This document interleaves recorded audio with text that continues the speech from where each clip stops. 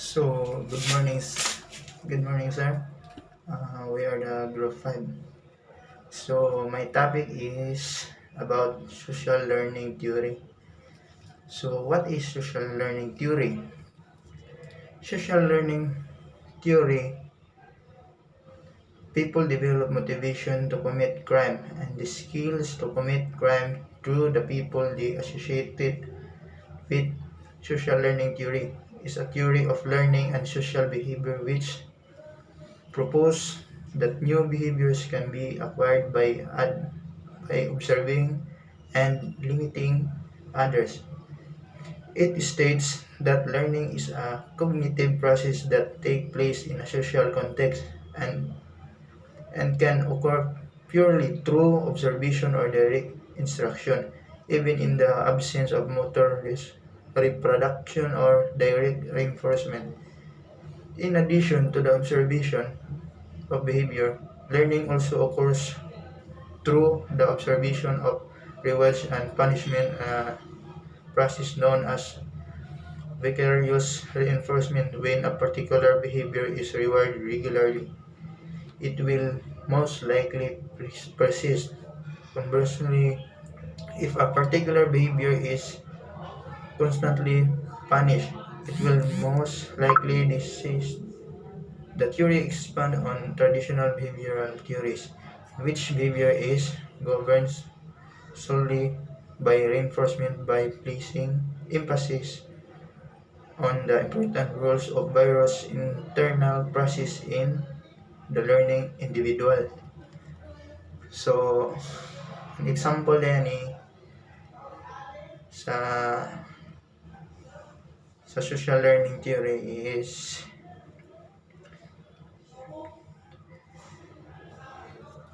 so example of social learning theory. If a child observes their parents going to work every day, volunteering at a local community intern and helping their significant others with tasks around the home, the child is likely to mimic those behaviors. If rewarded, these behaviors become reinforced and most likely repeated by the individual. So, di mo na iyang tawag ni ka ng iyang makita sa kada adlaw mo na siya. So, next is uh, a social control theory.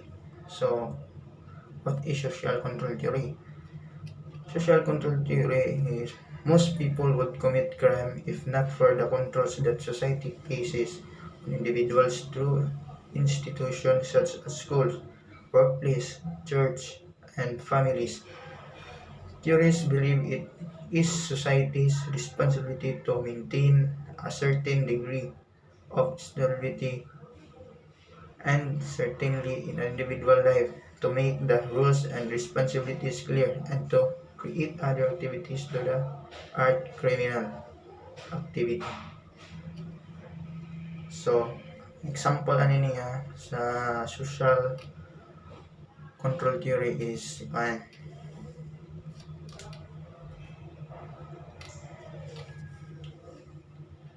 example of social control theory. A good example of control theory would be the people go to work. Most people do not want to go to work, but they do because they get paid to obtain food, water, shelter, and clothing. So, mga na siya. Then, next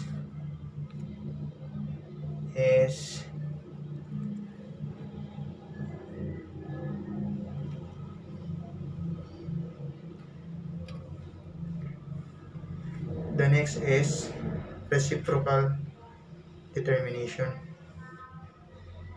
So, what is reciprocal determination?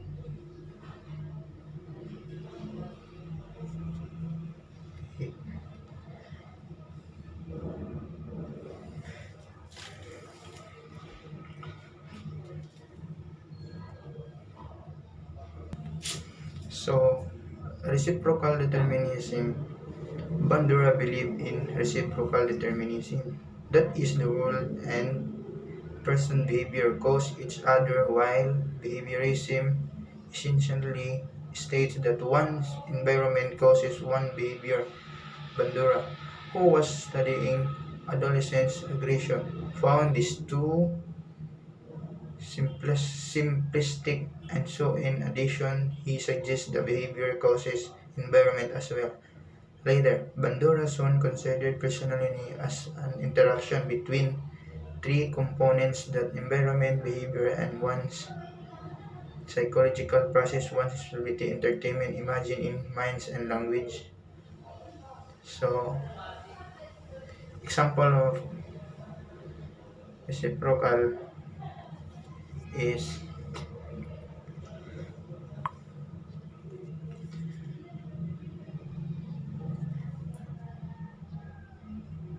uh,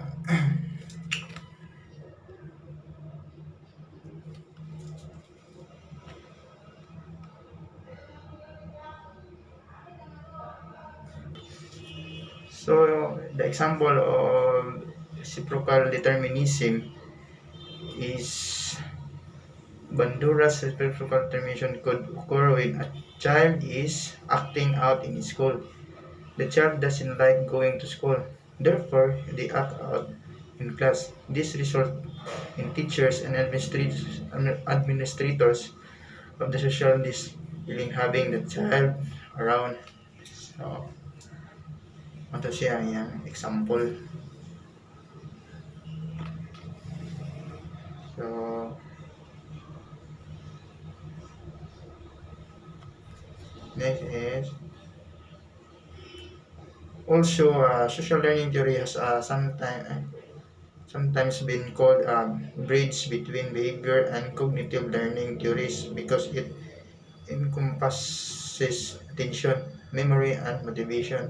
The theory is related to Vygotsky social development theory and Levis situated learning, which also emphasizes the importance of social learning.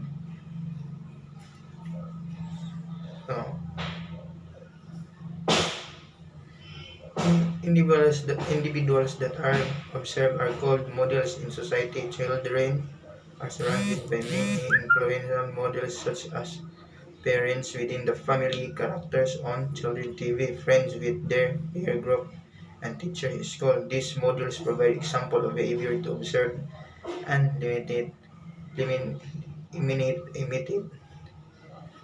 masculine and feminine, pro and anti-social, etc.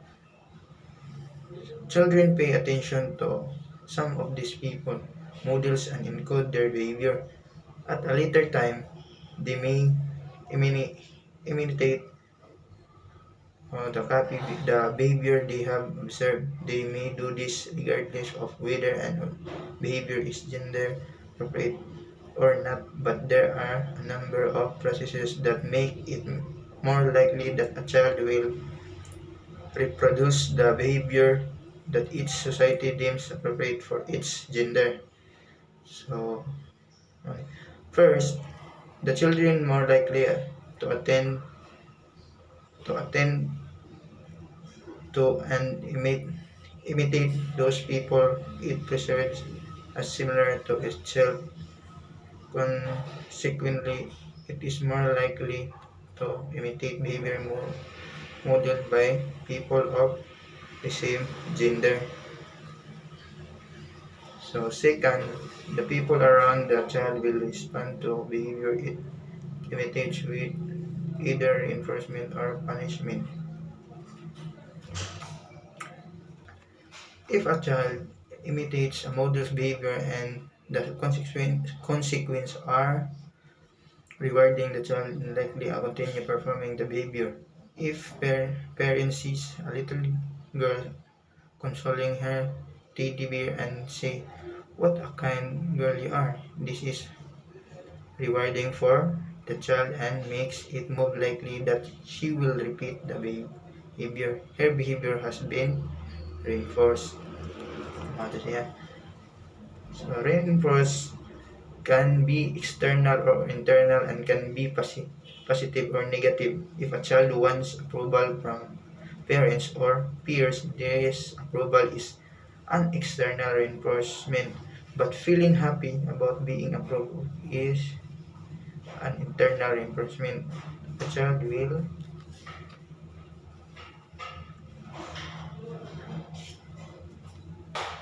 behave in way which it believes will earn approval because it desires approval. Positive or negative reinforcement will be have little impact if reinforcement offered externally does not match with an individual's needs.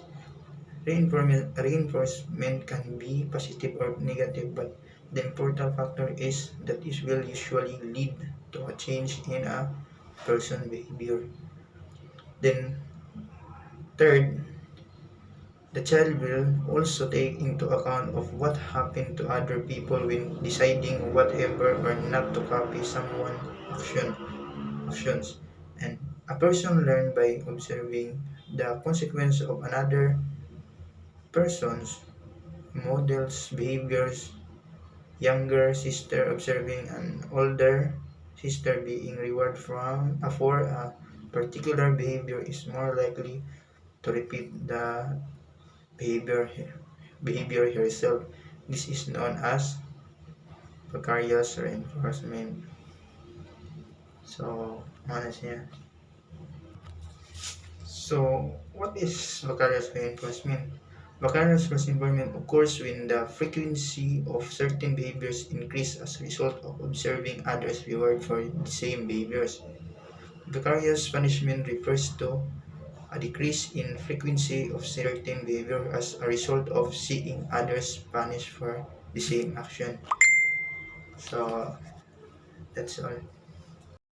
So, good day, sir. I'm Charles the Architelio, and today I'm going to tackle the four meditation process proposed by Bandura. So, first is the attention, retention, reproduction, and the motivation. So, first is attention. It's the process to which we are exposed or notice the behavior or it catches our eye. For our behavior to be imitated, it has to grab our attention. We observe many behaviors on our daily basis, and of these are not noteworthy. So attention, therefore, extremely important in whether a behavior has an influence in others imitating. It in order to learn, observe, must attend to the molded behavior. So some researchers have found that awareness of what is being learned and the mechanism of reinforcement greatly boosts learning outcomes. So attention is impacted by characteristics of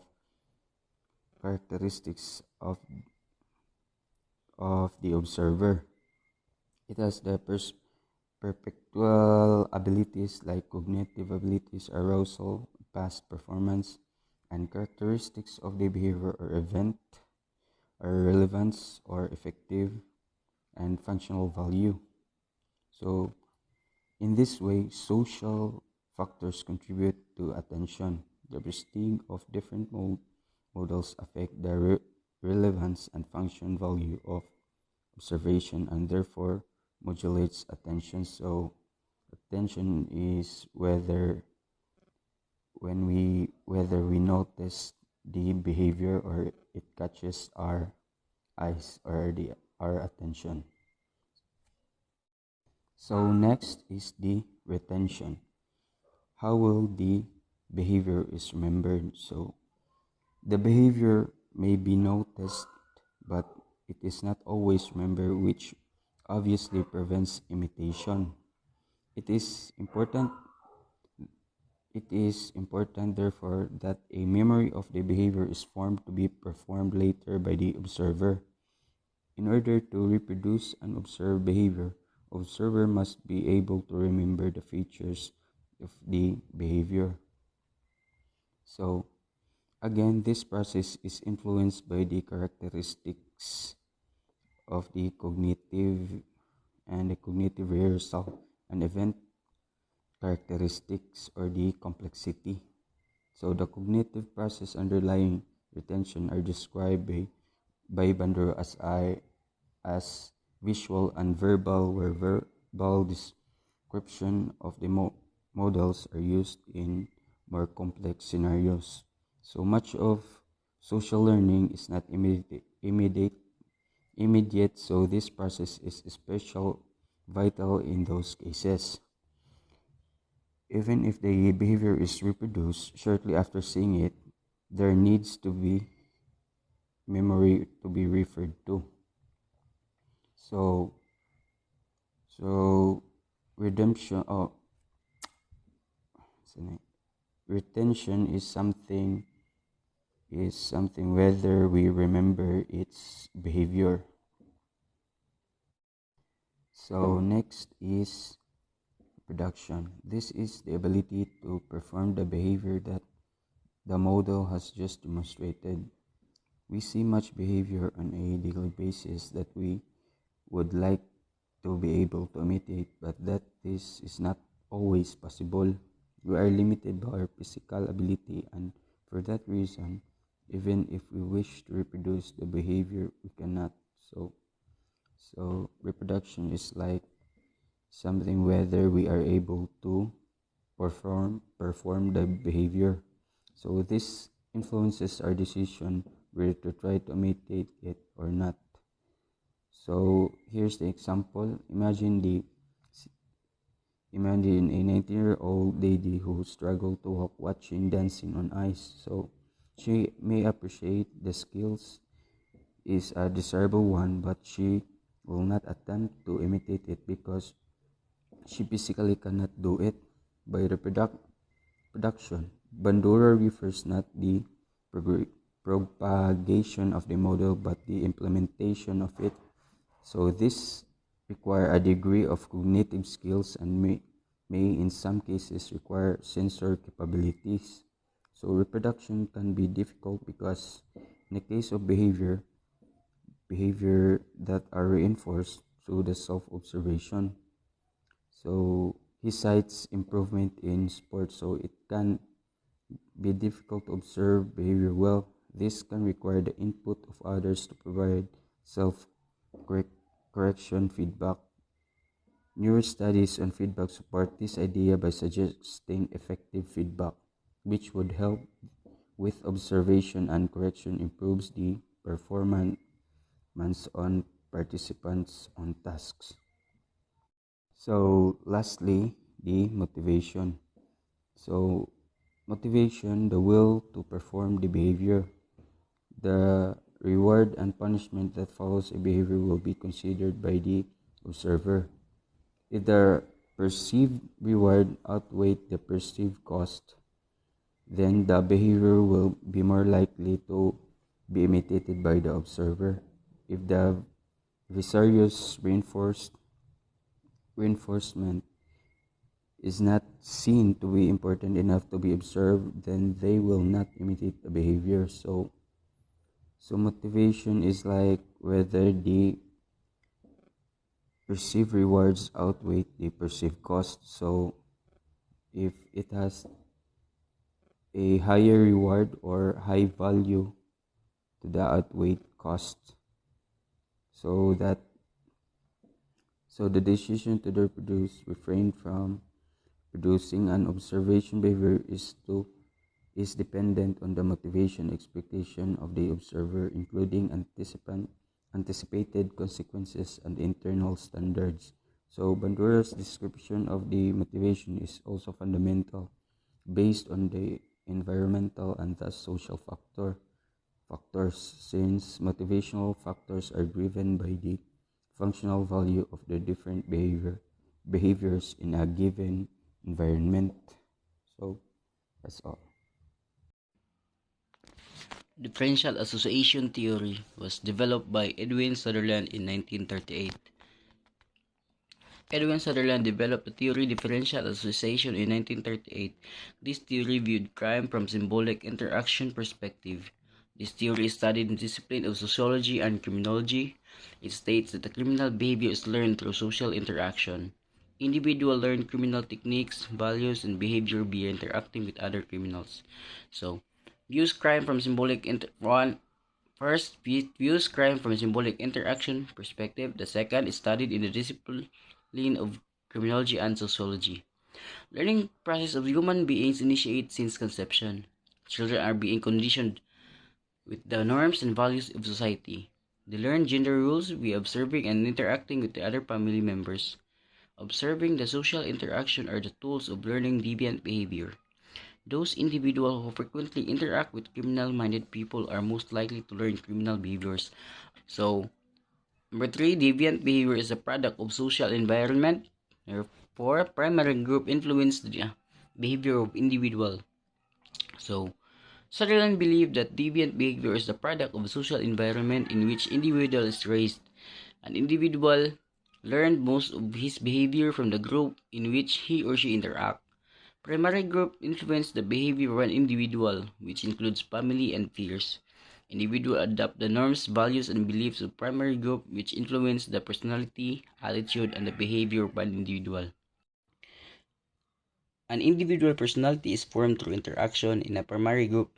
Parents, friends, girlfriend, and siblings are the people who can influence the behavior of an individual because interaction with them is inevitable. It is most likely for an individual to adopt the personality traits of primary group members. If someone among the members of primary group possesses the criminal tendency and the individual frequently interact with him, the probability of adopting the criminal behavior is so high. So, criminals are not born but made. No one is criminal by birth. They learn how to become a criminal. The crimes they commit is not rationalized for them in the beginning. However, they were taught to rationalize the unacceptable or deviant behavior, once which was aligned to them. Criminal behavior cannot be learned only from observation. There are many other ways to learn criminal behavior. For example, learning of criminal behavior might be the result of compulsion and seduction. Moreover, criminal behavior cannot be rationalized or gratifying basic needs. Majority satisfy their basic needs through normatively acceptable way in similar scenario. So, key takeaways of Sutherland's differential association theory. Sociologist Edwin Sutherland was first proposed differential association theory in 1939 as a learning theory of deviance. Second, differential association theory proposes that the values, attitude, techniques, and motives for criminal behavior are learned through one's interaction with others. Number 3, differential association theory remains important to the field of criminology, although critics subjective to its failure to take personality traits into account. Learning criminal behavior requires knowing the techniques necessary to commit the crimes and the reasons, rationalizations, and attitudes involved with committing such criminal acts. Ang pagkat-on sa kriminal nga pamatasan nan ginahanglan kahibalo sa mga teknik, gikinahanglan sa pagbuhat sa mga krimen ug ang mga rason, rasyonalisasyon, ug mga kinaiya nga apil sa pagbuhat sa maong mga kriminal nga buhat. There have been reported incidents of parents overtly teaching their children to steal, sell drugs, or commit other criminal acts. While these instances do serve to underscore the way one learns the techniques necessary to commit criminal acts, teaching the reasons and rationalizations and attitudes are not necessarily done in these concrete ways. At yun ay panghitabo nga mga insidente sa mga ginikanan nga nagtudlo sa ilang mga anak sa pagpangawat, pagbaligya sa droga, o paghimo sa ubang mga kriminal nga buhat. Samtang kini nga mga higayon nagsilbi aron mahatagan og gibag-itan ang pagi sa pagkaton sa mga teknik nga gikinahanglan aron makahimo og mga kriminal nga buhat. Ang pagtudlo sa mga hinungdan, rasyonalisasyon, ug mga kinaiya dili kinahanglan buhaton sa mga konkreto nga pagi. Take the example of a drug-dealing parent of a young adolescent. If the parent is selling drugs to someone, there may be a routine the parents follow when the drug purchaser guest arrives at the home. Perhaps the father leads the guest to a back bedroom or a basement or the garage, and after 10 to 30 minutes both the father and the guest rejoin the members of the household. Pilitan kung mamaligya og droga ngadto sa USA katawo. At yun ay sekretong plano likay sa pulisya.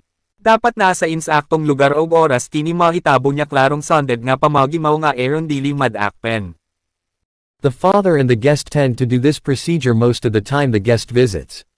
Yet, the child may also observe that the father does not do this with all of the guests and that the children are never permitted to follow the father and the guest to the other room.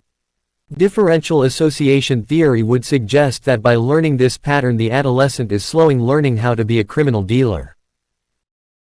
As the child ages, more learning of the techniques may occur however, just because the adolescent is exposed to this way of learning does not necessarily mean the child will become a criminal. Differential association does suggest, however, that the risk of criminal behavior may increase as a result of the exposure. Wala magpasabot nga ang bata maimong USA ka kriminal. Gay pakita lanang nini ang dili maayo nga impluensya sa pagkaton pagbaligya og droga apan kung hinay-hinay ning mabuhat sa USA kabatanon. Maupakini nga matawag na krimen. The motives and drives to commit criminal acts, whether positive or negative, are derived from one's ratio of favorable typology that aims to answer this question. This theory was developed by Edwin H. Sutherland, who was a sociologist and a professor. He created the theory to explain the reasons why people commit crime. The theory is based upon the idea that criminals commit crimes based upon their association with other people. Ang teorya sa krimen ni Edwin H. Sutherland gahimo aron ipakita ang mga rason kung nganong ang mga tawo mahimog kriminal. Ang teorya gibase sa ideya nga ang mga kriminal makahimo og mga krimen base sa ilang pagpakiguban sa ubang mga tawo. Basically, criminal behavior is learned by associating with other criminal individuals. In addition, criminals can exist in any income, race or sociological background. Sutherland stated 9 basic tenets of his differential association theory. He has written extensively on each one. However, in a nutshell, these tenets are: criminal behavior is learned behavior. Criminal behavior is learned by interacting with other people by communicating with words and gestures. The main portion of learning the criminal behavior happens among small groups of people. Learning about crime includes learning the techniques of committing a crime, as well as learning the motivation and attitudes towards crime. Legal codes demonstrate what is good, or bad, and provide a motivation for crimes. In other words, the law expresses what is right and wrong to an offender. A person becomes a criminal because of frequent criminal patterns. For example, if one is exposed to a repeated criminal scenario, this scenario will eventually rub off on others nearby. The differential association theory can differ in frequent duration, priority and intensity. The learning of criminal behavior by association is similar to all other types of learning. Criminal and non-criminal behavior is and expresses of the same needs and values. In other words, it does not discriminate and any person of any background can become a criminal. Containment theory. Developed by Walter Reckless. Who is Walter Reckless, you may ask? He is an American criminologist. Was born in Philadelphia, Pennsylvania on January 19, 1899. And the person who wrote a book called Juvenile Delinquency, in which he explained how young offenders become criminals, who became known because of his containment theory. The word contain means to hold someone or something within. Control, restrain oneself or restrain a feeling. Containment theory. Containment theory is a form of control theory proposed by Walter Reckless in the 1940s–19600s. The theory contends that a series of external social factors and internal qualities effectively insulate certain individuals from criminal involvement even when ecological variables induce others to engage in crime. The principal social control concepts of containment theory are inner containment, outer containment. Inner containment. Inner forces stem from moral and religious beliefs as well as from a personal sense of right and wrong. Outer containment. Outer forces come from family members, teachers, or others who influence the individual to some degree. The effectiveness of containment forces can be influenced by external factors such as effective supervision and internal factors such as a good self-concept. Reckless's work also focused on push-pull forces as explanations of deviant behavior, including internal pushes such as discontent and rebellion and external pulls such as delinquent acquaintances. Pulls represent the features of the environment that may serve to attract some individuals toward deviancy. According to Reckless, pulls might be environmental distractions, attractions, temptations, carriers of delinquent and criminal patterns, and subcultures. Pushes. Pushes are based in individual psychology and are considered to be internal motivators toward deviancy. Pushes may include internal drives and frustrations, feelings of restlessness, disappointments, hostility, inferiority, and rebellion. In 1963, Reckless received the Edwin H. Sutherland Award from the American Society of Criminology for his contributions to theory and research. Routine activity theory. Routine activity theory believes the crime is inevitable and that if the target is destructive enough, crime will happen. Effective measures must be in place to determine crime from happening. It is a subject field is the subject field of crime proportionality theory that focus on situation of crime it has been developed by Marcus Filson and Lawrence E. Collin. The premises of routine activity theory is that crime is relatively and ineffectively by social cause of as social cause such as a poverty, inequality, and employment according to Filson and Collin. According to Filson and Collin, the reason for the increase is that property or contemporary society offers more opportunity for crime to occur. There is so much more to steal. It is controversial among sociologists who believe in the social cause of crime, but several types of crime are very copyright are very copyright. Entering Entrapment related to sharing employee and cooperative crime. Motivate offenders are individuals who are not only capable of community criminal activity, but are willing to do so. Sustainable targets can be a person of subject that are seen by offender as a vulnerable or particularly attractive. The factors that render a particular target attractive are situational and crime specific. Routine activity theory states in order for a crime to be committed, the specific criteria must be involved. These criteria are that three must be that three must be motivated. Offender sustain a target as a will the absence of capable guardian. The general lifestyle of an individual plays an important part in the definition of routine activity theory. The more one is exposed to criminal behavior in their everyday lifestyle, the higher the likelihood that person will commit criminal activity.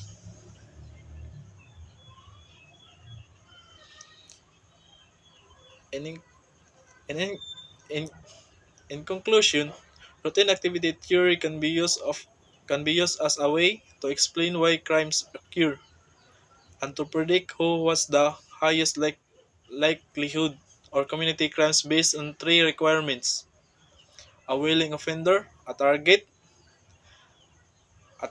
as well as the lack of proper guardian. Routine routine activities theory is the theory of crime as different from a majority of criminological theories. Explain criminalist theory, which focus on explaining why some people commit crimes. That is motivation to commit crimes rather than how criminal events are produced. Theory suggests that, that the organization of routine activities in a society create opportunity for a crime. It is explaining change. It, it is explain change in crime trends over time. Environment criminology. Criminology and routine activities theory in particular has very practical implication for prevention. Therefore, practitioners have applied routine activities theory, informed police practice, and prevention strategy.